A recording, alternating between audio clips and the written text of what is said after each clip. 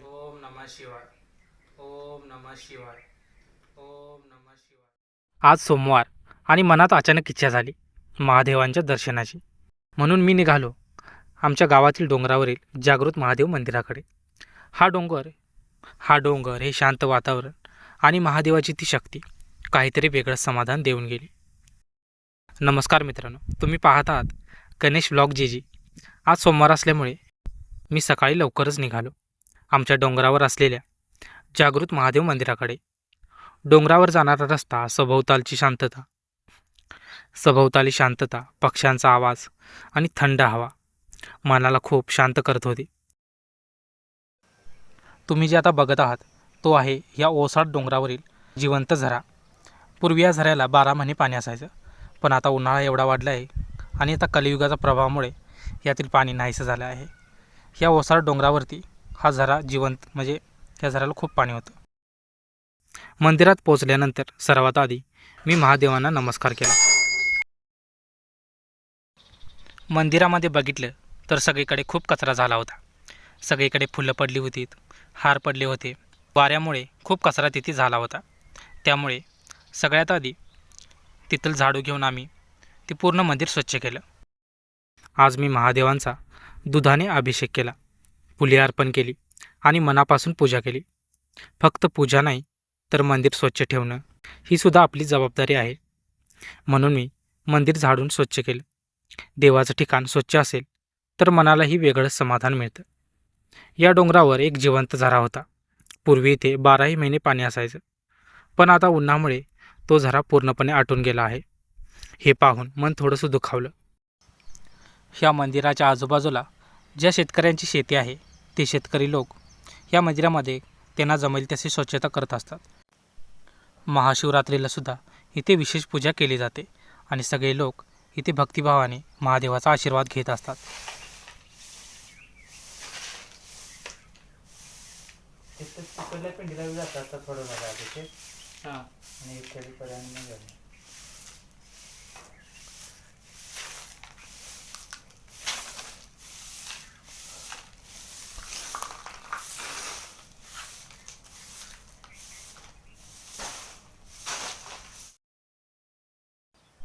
संपूर्ण मंदिर व्यवस्थित झाडून स्वच्छ करून घेतलं आणि ती मंदिर स्वच्छ केल्यानंतर सगळ्यात पहिल्यांदा एक दिवा प्रज्वलित केला. सगळ्यात आधी आपण कोणती पण पूजा करताना सगळ्यात आधी अग्निदेवाला साक्षी धरून आपण पूजा करायची असते. त्यामुळे ती पूजा सफल मानली जाते. त्यामुळे सगळ्यात आधी आम्ही दिवा प्रज्वलित करून पूजेला सुरुवात केली. त्यानंतर अगरबत्ती वगैरे लावून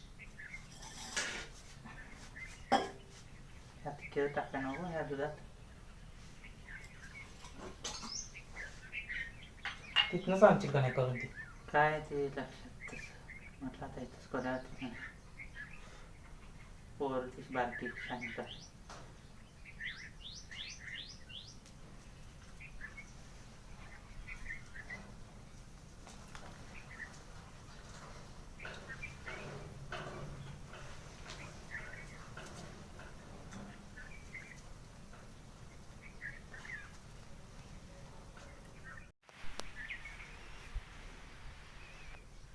ओम नमः शिवाय. ओम नमः शिवाय.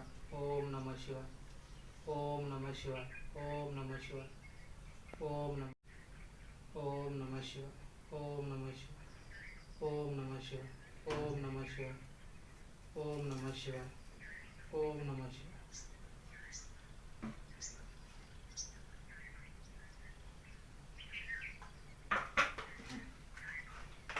हे तिथं जरा ओम नमः शिवाय. ओम नमः शिवाय. ओम नमः शिवाय. ओम नमः शिवाय. ओम नमः शिवाय. ओम नमः शिवाय. ओम नमः शिवाय. ओम नमः शिवाय.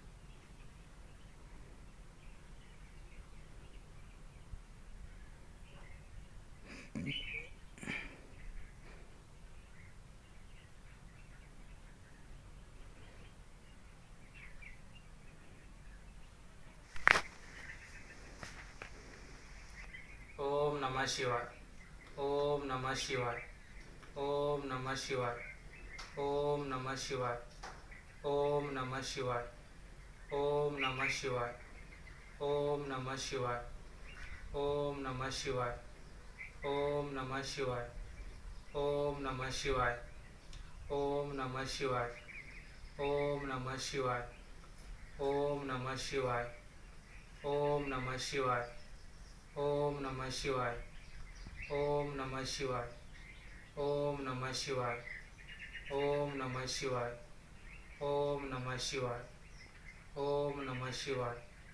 ओम नमः शिवाय.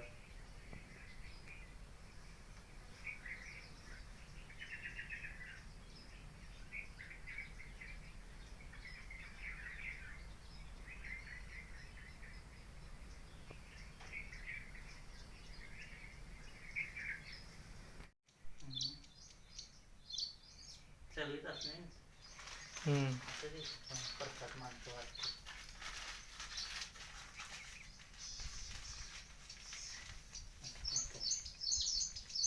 तांदूळ आणि तांदळे आता काय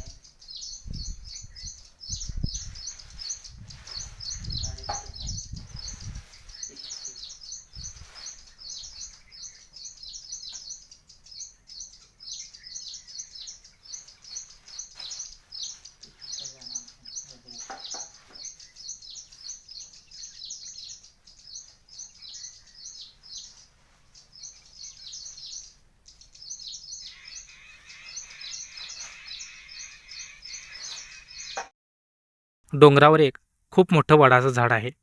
इतकं उंच की गावातले लोक म्हणतात. पूर्वी विमानांना दिशा समजण्यासाठी त्या झाडाचा सिग्नलसारखा उपयोग व्हायचा. त्या वडाच्या झाडाखाली छोटंसं महादेवाचं मंदिर आहे. तिथे सुद्धा मी पूजा केली. त्या ठिकाणी बसल्यावर एक वेगळी शांतता जाणवते. ना आवाज ना गर्दी, फक्त निसर्ग आणि देवाची उपस्थिती. अशा ठिकाणी गेल्यावर खरंच मन हलकं होतं.